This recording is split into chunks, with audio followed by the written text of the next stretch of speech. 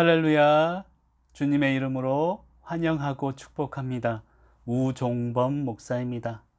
지금부터 구약 산책 강좌를 우리 사랑하는 성도님들과 함께 11주간의 여행을 시작하도록 하겠습니다.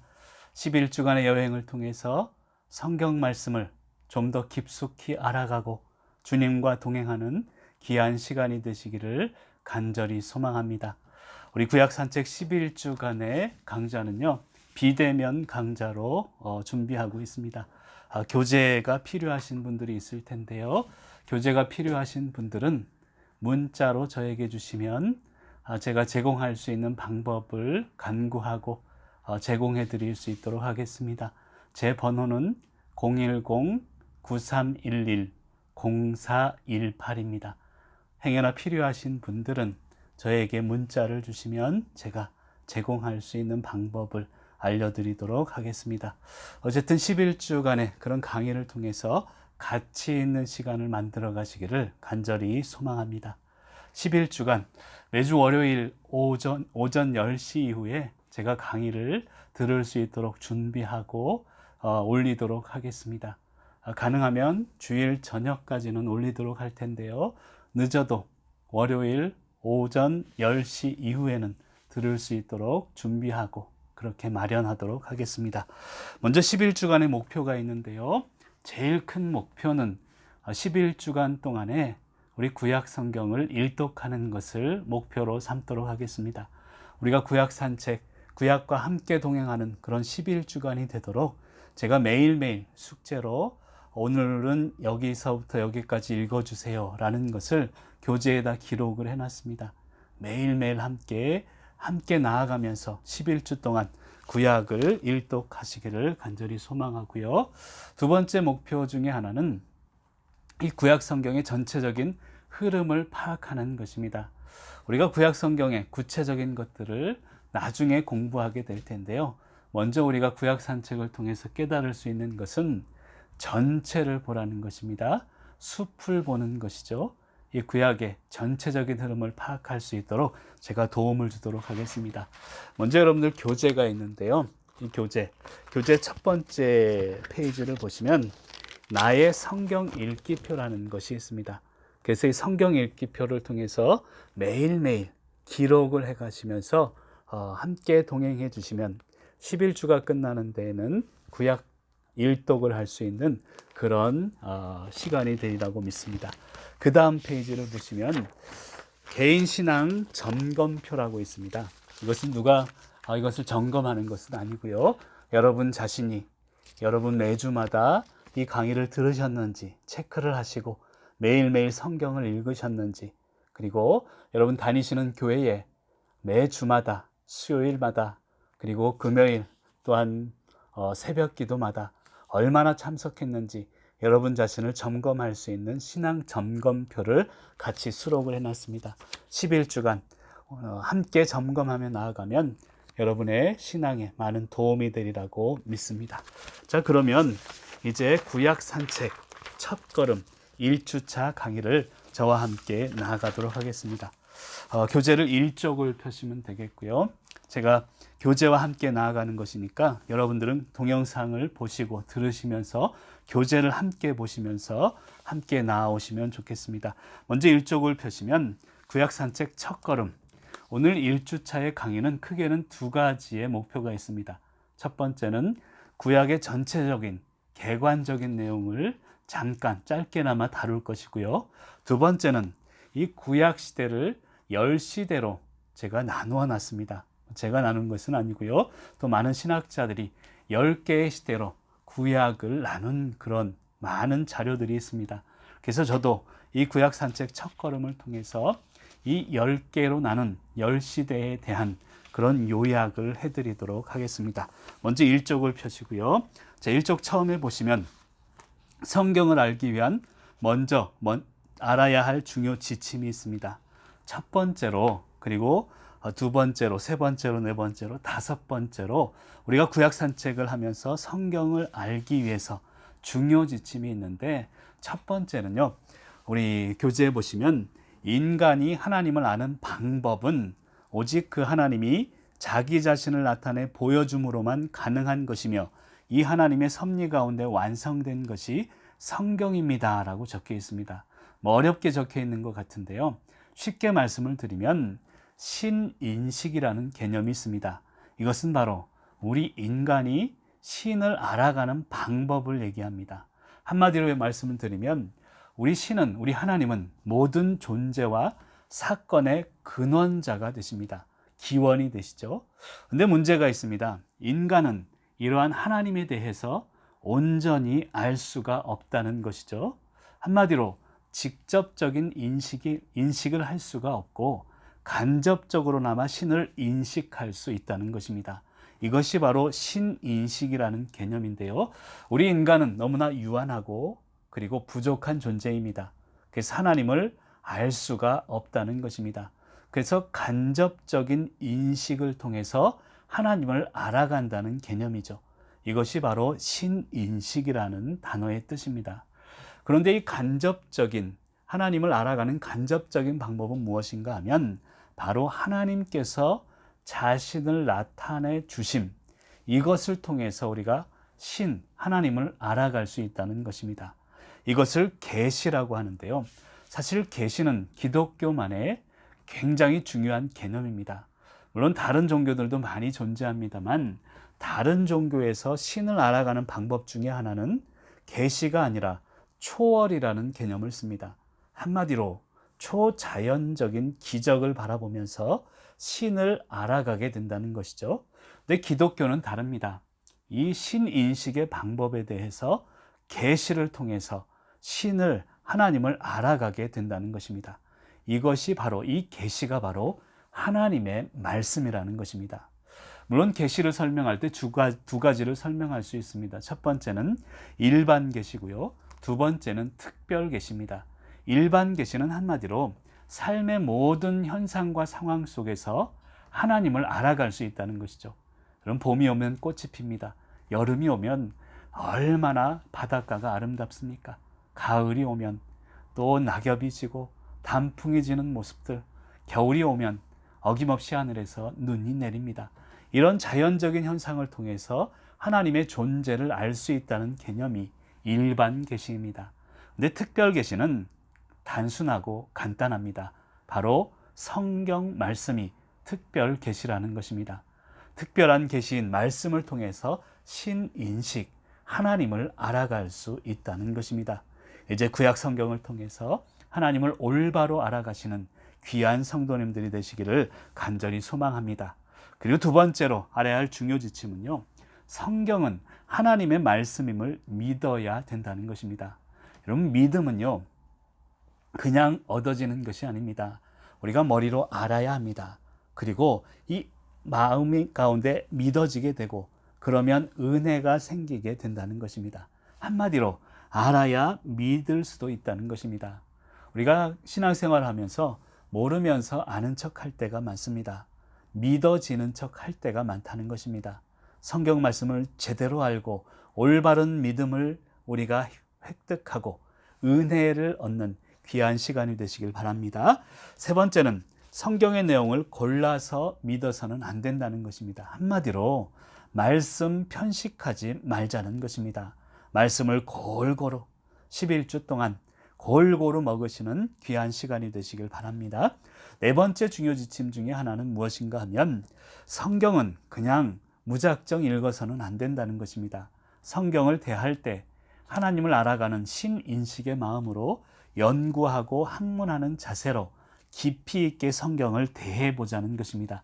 단순히 읽는 것이 아니라 역사적이나 지리적이나 문화적인 상황을 이해하고 깊이 있게 알아가며 대할 때 하나님이 성경 말씀을 통해서 우리에게 알려주시는 객관적인 하나님의 마음을 느낄 수가 있다는 것입니다. 여러분, 그러한 어떠한 상황 가운데 주신 하나님의 뜻을 알지 못하면 인간의 생각이 개입될 수 있습니다. 그리고 여기서 중요한 것은요, 인간의 생각은 오류투성이라는 것을 알아야 합니다. 객관적이 아니라 주관적인 말씀으로 변질될 때 하나님의 뜻이 오해될 수 있음을 알고 성경을 깊이 있게 대하는 11주가 되시길 바랍니다. 마지막으로 그래도 이 모든 것이 중요하지만 최종적으로 성령님의 은혜가 있어야 깨달아지는 책이 바로 이 성경 말씀임을 믿고 11주 동안 성령의 은혜를 간구하며 나아가시기를 바랍니다. 말씀을 내 생각이나 내 고집 안에 가두어서는 안 된다는 것입니다. 그러면 1쪽 중반부를 보시고요. 첫 번째 1번 구약의 숲을 걸으며 만난 행복이 있습니다. 구약의 숲을 걸으면서 어떤 행복을 만날 것인지를 저와 함께 공부하면 좋겠습니다. 여러분 매년 새해가 되면요 잘 되는 사업이 있습니다. 어떤 사업인가 하면 헬스 관련 사업 그리고 다이어트 관련 사업이 있습니다. 왜 그렇습니까? 매년 새해가 되면 새로운 마음을 품고 새롭게 살아보겠다는 것입니다. 반대로 매년 새해가 되면 잘 안 되는 사업이 있습니다. 그것은 주류 사업과 담배 사업이라고 합니다. 그것 또한 마찬가지입니다. 새해가 되니까 새롭게 이것은 끊어버려야 되겠다라는 마음을 가지게 됩니다. 그런데 안타까운 것은 한 달 정도가 지나면 다시 이 사업들이 제자리를 찾아간다는 것입니다. 잘 되던 헬스도 그냥 된다는 것이죠. 이제 잘 안 되던 주류나 담배 사업도 이제는 매출이 오르게 된다는 것입니다. 왜 이런 말씀을 드리는가 하면 우리 믿음은요 한순간에 폭발적으로 나아가는 것도 믿음이지만 꾸준해야 된다는 것을 말씀드리려고 함입니다. 꾸준해야 진정한 믿음입니다. 그래서 교재를 보면 그리스도인의 믿음은 삶의 성실함으로 나타나야 된다는 것입니다.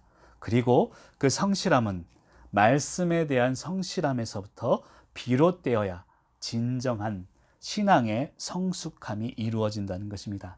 한마디로 말씀으로 시작하고 말씀으로 끝낸다는 것입니다. 오늘도 이 동영상을 듣는 모든 성도님들이 말씀으로 시작하고 말씀으로 끝내는 은혜의 하루와 은혜의 시간들이 되시길 바랍니다. 그러면 작은 1번 전체를 보아야 부분이 보인다는 것입니다.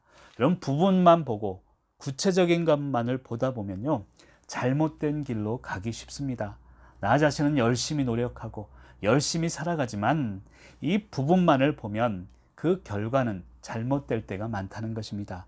왜 그런가 하면 전체를 보지 못하기 때문입니다. 물론 부분을 보는 것은 중요합니다. 근데 그 이전에 우리가 행해야 하는 것은 전체를 보아야 된다는 것입니다. 한마디로 지도가 필요하다는 것입니다. 전체 지도를 보고 세부 사항으로 들어가야 된다는 것이죠. 그런 의미에서 우리 구약산책 강좌는 전체를 보는 강좌입니다. 성경의 지도를 공부하는 것이고요. 예수님을 믿는다고 사실은 내 경험이나 내 생각, 내 가치관이 완전히 사라지는 것은 아닙니다. 예수님이 말씀하시는 그러한 올바른 길과 내 생각이 충돌이 일어나게 됩니다. 이 충돌이 쌓이면 우리의 삶은 피폐해지게 됩니다. 그때마다 이 충돌을 해결해야 된다는 것입니다. 그런 의미에서 전체를 볼 줄 아는 믿음의 눈이 필요하다는 것입니다. 여러분 그런 의미에서요 말씀은 영적인 음식이라고 할 수 있습니다. 그리고 기도는 운동이라고 할 수 있습니다. 우리 육체도 마찬가지죠. 음식을 먹지 않고서는 살아갈 수 없습니다. 근데 음식만 먹다 보면 비만해질 것입니다. 운동이 필요합니다. 그래서 이제 말씀은 음식이요 기도는 운동이라고 할 수 있습니다. 이 기도만 해서도 말씀만 보아서도 안 됩니다. 기도와 말씀이 조화로운 삶 전체를 어울릴 수 있는 그런 11주간이 되시기를 간절히 소망합니다. 그래서 제가 1쪽 밑부분에 보면 믿음이 아니라 관로다 라고 이렇게 표현을 해봤는데요. 이러한 믿음, 이 부분만 보고 부분만 보면서 이제 열심을 하는 믿음은 어떻게 보면 믿음이 아니라 잘못 믿는 무식이다 라고 저는 생각하고 있습니다. 믿음이 진정한 믿음이 되기 위해서는 전체와 부분, 말씀과 기도가 올바로 가야 됩니다. 믿음이 아니라 무식한 그런 신앙이 되어서는 안 될 줄 믿습니다. 자, 그러면 구약이라는 큰 숲을 보아라 라고 써놨는데요. 여러분 잘 알고 있다시피 성경 말씀은 66권으로 되어 있습니다. 그 중에 구약은 39권이고요.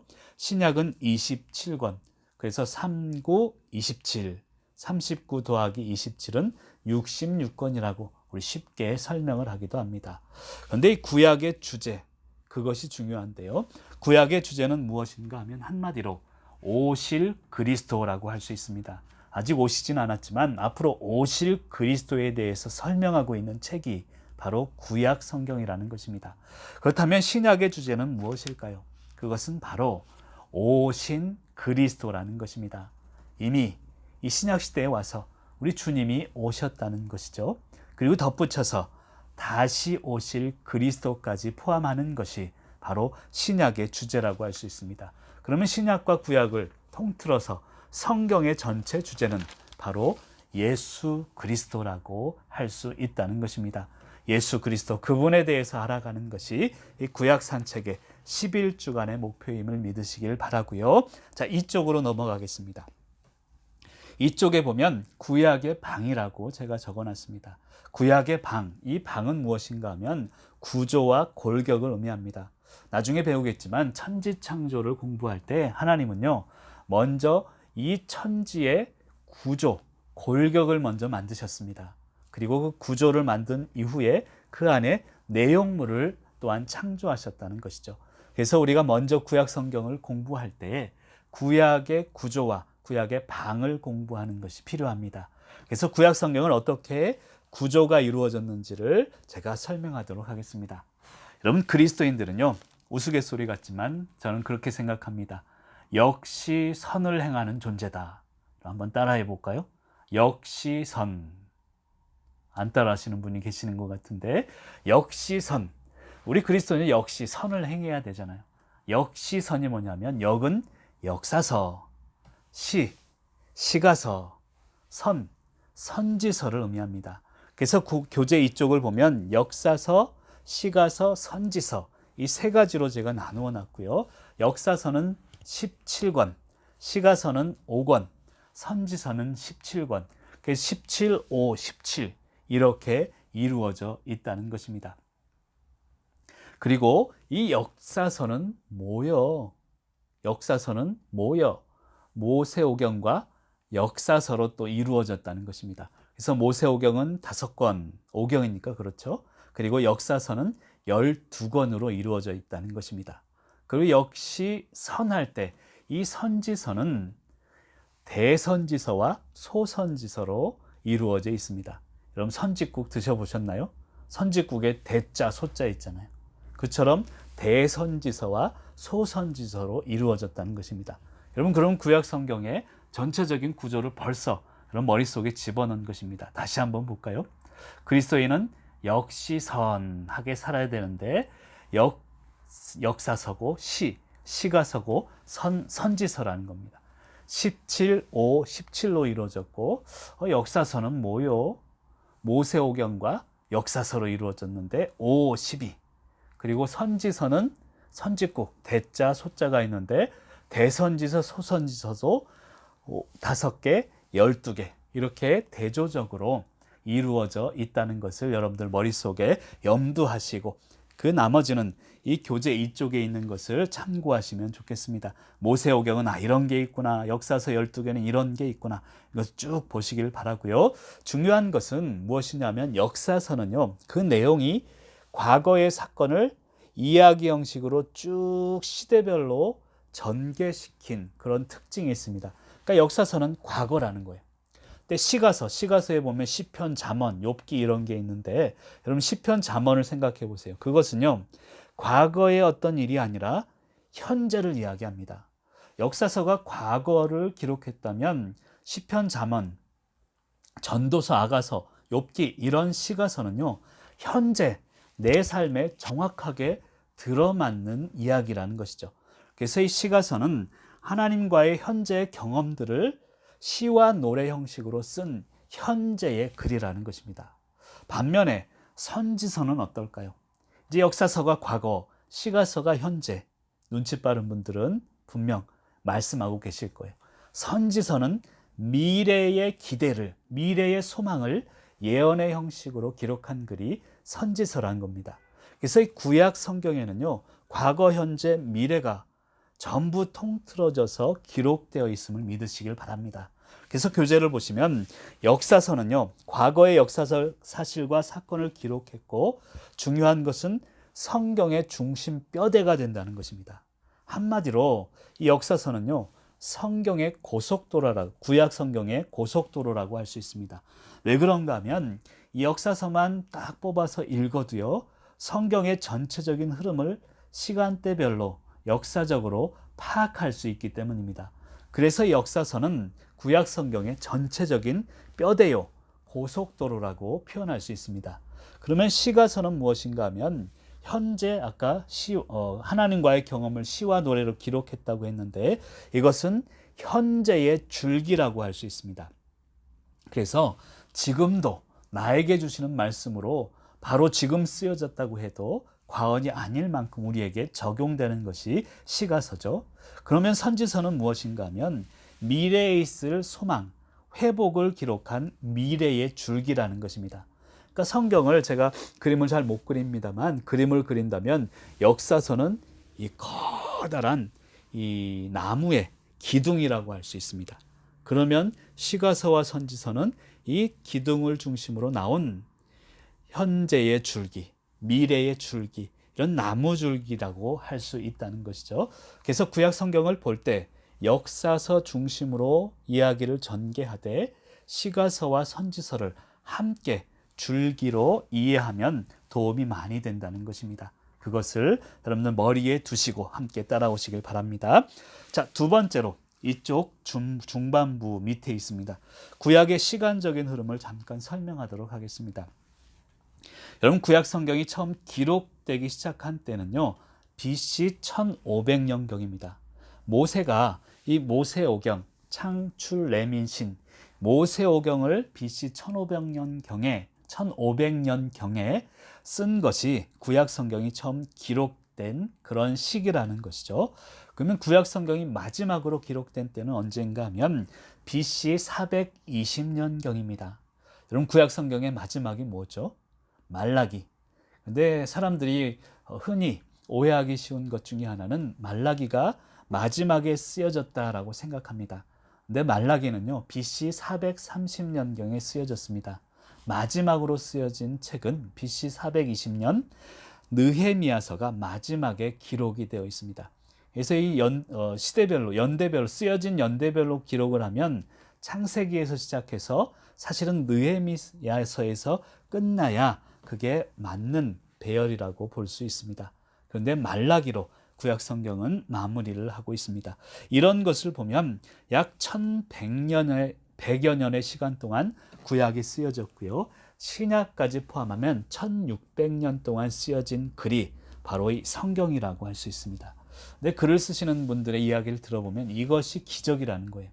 1600년 동안 한 가지 주제를 가지고 다른 사람들이 이처럼 동일한 주제로 통일성 있게 글이 쓰여진다는 것이 그것 자체가 기적이라고 표현할 만큼 하나님의 영감이 들어있는 것이 바로 성경 말씀을 믿으시길 바랍니다. 자, 3쪽으로 넘어가겠습니다. 자, 3쪽에서 우리가 배울 것은요, 첫 번째는 시간의 흐름에 따른 구약의 위치를 배울 것이고요. 두 번째는 역사서, 아까 제가 역사서는 기둥이요, 고속도로라고 말씀을 드렸는데 역사서를 중심으로 시가서와 선지서, 이 줄기를 함께 보아야 된다는 것을 설명을 드리겠습니다. 첫 번째로 3쪽의 위에 보면 시간의 흐름에 따른 구약의 위치를 알아야 한다. 이것은 어렵게 쓰였습니다만 한마디로 쓰여진 시간 순서대로 제가 배열을 해본 것입니다. 아까 BC 1500년경에 모세오경이 쓰여졌다고 했죠. 자, 교재를 보시고요. 3쪽 맨 위입니다. BC 1500년, 그 밑에 보면 창출 레민신이라고 쓰여진 것을 보실 것입니다. BC 1500년경에 이 모세오경이 쓰여졌고요. 그 밑에 보면 한 가지가 더 있습니다. 이 모세오경, 창출 레민신은 아까 얘기했지만 역사서입니다. 역사서 뭐요? 모세오경과 역사서가 있는데 모세오경이 역사서니까 역사서를 중심으로 쭉 볼 텐데 그 밑에 욥기가 있습니다. 욥기는 시가서인데요. 줄기로 같이 보자는 것이죠. 한마디로 이 창세기, 출애굽기, 레위기, 민수기 신명기가 쓰여진 그때에 욥기도 함께 쓰여졌다는 거예요.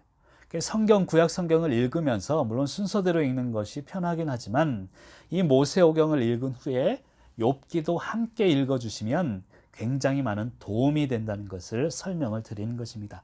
그리고 나서 이제 여호수아가 쓰여졌습니다. 이제 교재를 보시고 그 다음에 사사기와 룻기가 보시면 같은 연대에 쓰여져 있습니다. 이따 설명하겠지만 그래서 사사기와 룻기는요 같은 시대를 이제 쓰여지고 있다는 것입니다. 그 다음에 사무엘상과 사무엘하, 그리고 볼펜이 있으신 분들은요 사무엘상, 사무엘하와 역대상을 함께 묶어 보시길 바랍니다. 왜 그런가 하면 사무엘상하하고 역대상은요 통일 왕국 시대를 설명하고 있기 때문입니다. 그러면 사무엘상하의 그 내용을 한번 생각해 보시죠. 거기 보면 사무엘이 나오고요, 뭐 사울이 나오죠. 사무엘이 나오고 다윗이 이제 왕으로 이제 사무엘에게 기름 부음을 받게 되죠. 그 다음에 이제 골리앗을 물리치는 그 장면이 사무엘상 17장에 나오죠. 그런 것을 보면 사무엘상하는 다윗의 이야기를 다루고 있다는 것이죠. 한마디로 통일 왕국 시대를 다루고 있는 것이 그렇구나. 사무엘상하, 그리고 한 가지 더 역대상까지를 다룹니다. 그 다음에 보면 열왕기상, 열왕기하가 있고요, 역대하가 있습니다. 그 시대가 그때쯤이구나를 제가 도표로 나타낸 것이고요. 열왕기상하를 한번 생각해 보면 여러 왕들의 이야기가 쭉 나옵니다. 그 왕들 누가 죽고 누가 또 태어나고 이 왕들이 스토리가 쭉 나오는데 그것을 보면 분열 왕국 시대구나를 우리가 상상할 수 있습니다. 그러니까 열왕기상하는 분열 왕국 시대인데 역대하까지 포함해서 분열 왕국 시대다라고 우리가 알 수 있고요. 그 밑에 보면 이제 다윗이 시편을 많이 지었잖아요. 그래서 사무엘상하 그리고 역대상이 쓰여진 그 시대에 시편이 쓰여졌고 그 옆에 솔로몬 시대에 우리 잠언이 많이 쓰여졌습니다. 전도서도 솔로몬이 있었죠. 잠언, 전도서, 아가서까지 우리 쓰여졌다는 것을 알 수 있고요. 그 이후에 이제 분열 왕국이 되고 시간이 지나면서 바벨론의 포로로 잡혀가게 됩니다. 그래서 쭉 보면 연대별로 이제 아까 이야기했던 선지서들이 쭉 쓰여지게 된다는 것입니다. 그것을 한번 쭉 눈으로 이 도표를 통해서 한번 보시길 바라고요. 그다음 두 번째는 역사서가 아까 중심이라고 했는데 역사서와 함께 선지서와 시가서를 또 설명을 하도록 하겠습니다. 자, 두 번째 도표는요. 역사서를 중심으로 한번 보세요.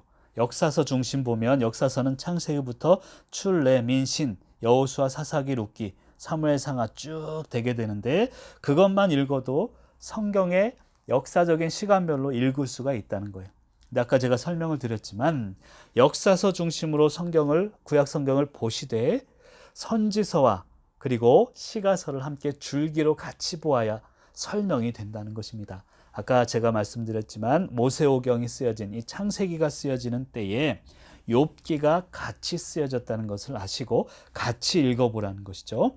그리고 출애굽기가 나갑니다. 그다음 레위기를 읽다 보면 출애굽한 다음에 신의 산에서 쓰여진 일들이 레위기에 쓰여져 있습니다. 그래서 레위기의 특징은 출애굽 1세대를 향한 하나님의 말씀이라고 할 수 있습니다. 출애굽을 경험한 사람들이죠. 다음 민수기, 이따가 설명하겠지만 민수기에서 읽다 보면 하나님의 그 광야 생활을 통해서 하나님의 말씀에 불순종합니다. 그리고 이제 방황하게 되죠. 그리고 나서 이 1세대들은 출애굽을 한 이후에 가나안에 들어가지 못합니다. 그 다음에 쓰여진 것이 신명기인데 그러다 보니까 신명기는 출애굽 2세대를 향해서 쓰여진 글이 되게 됩니다. 그 다음에 여호수아가 쓰여지게 되고요. 사사기, 룻기 이 도표를 보시면서 같이 보시라는 것입니다. 사사 시대이기 때문에 그렇고요. 아까 제가 설명을 드렸지만 사무엘하와 역대상은 통일 왕국 시대, 다윗 시대이기 때문에 시편이 그때 쓰여졌다는 것이고 같이 보라는 것이죠. 그 다음에 열왕기와 역대하는 분열 왕국 시대입니다. 그리고 이때 솔로몬이 또 있었기 때문에 아가서, 잠언 전도서가 이때 쓰여졌다는 것이고요. 학자에 따라서는 야가서 잠언 전도서가 통일왕국 시대에 쓰여졌다라고 분류하는 사람도 있습니다. 근데 여기서 우리가 눈여겨봐야 되는 것은요. 열왕기상, 열왕기하 그 위에 한번 보세요. 거기 보면 옵, 열, 용, 암 쭉 쓰여져 있죠. 이게 바로 선지서입니다. 선지서. 여기 보면 이사야, 예레미야는 대선지서고요. 선지서들이 이때 갑자기 쓰여지게 됩니다. 왜 그럴까요? 이때는 분열왕국 시대고요. 분열왕국 시대는 아시겠지만 왕들이 계속 싸워요. 하나님의 말씀을 잘 듣질 않습니다. 자기 욕심대로 막 나라를 세웠다가 쿠데타를 일으켰다가 그리고 남유다, 북이스라엘이 또 나누어지고 이런 것을 보면서 하나님이요. 선지자들 통해서 너희들 정신 차려야 돼. 이 이야기를 하고 있는 내용이 선지서입니다. 그러다 보니까 이 분열왕국 시대의 선지서들이 대거 등장을 하게 됩니다. 그 다음을 지나면 제가 거기 바포시대, 역사서를 중심으로 설명합니다. 바포시대라고 써놨는데 바포시대는 뭐냐면 바벨론 포로 시대를 의미합니다. 그래서 바벨론 포로 시대에는 예레미야, 애가, 다니엘, 에스겔서 이런 슬픔의 그런 선지서들이 쓰여지게 되고요. 그 다음에 학개, 스가랴, 말라기는 이제 귀국 시대입니다. 귀국 시대에 하나님께서 다시 기회를 주셨으니 성전을 다시 짓고 회개하고 새롭게 살자라는 희망을 주고 있는 것이 거기에 쓰여져 있고요. 그때 쓰여진 것이 이제 에스라, 에스더, 느헤미야 이런 책들이 있다는 것입니다. 여러분 스라고 써진 것은 에스라입니다. 그리고 에라고 써진 것은 에스더고요. 이것을 헷갈려서는 안 됩니다. 이것이 바로 역사서 중심으로 선지서와 시가서를 같이 보자는 것이고요. 큰 세 번째로 그러면 지금부터 지금까지는 구약 개관이라고 제가 설명을 요약을 드린다면 지금부터는 구약 시대를 10시대 10가지의 시대로 나누어서 설명을 좀 드리도록 하겠습니다. 구약을 10가지 시대로 나누어서 오늘은 첫 번째 시간이고요. 다음 주부터는 1시대부터 10시대까지 한 주에 한 시대를 살펴보도록 하겠습니다. 첫 번째 시대는 어떤 것인가 하면 인류의 시작 시대라고 할 수 있습니다. 이것은 창세기 1장에서 11장까지 쓰여진 약 2100년의 기간을 설명할 수 있고요. 그러니까 창세기 1장에서 11장까지 그 세월이 2100년이 흘렀다는 것입니다. 이때의 기간은 4가지 사건으로 이루어져 있는데요. 첫 번째는 창조입니다. 하나님이 창조하셨습니다. 그런데 두 번째는 인간이 타락을 하게 됩니다. 그 타락한 인간의 죄악을 하나님이 세 번째는 홍수로 멸망을 시키시죠.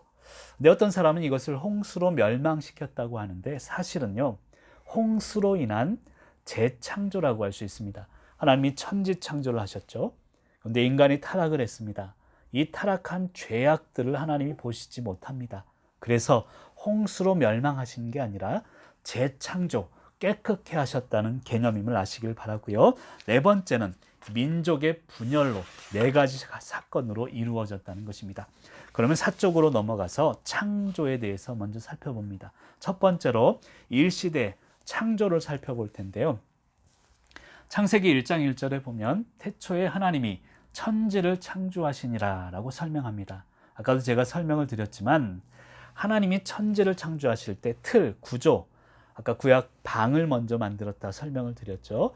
처음에는 창조의 틀을 만드셨다는 거예요.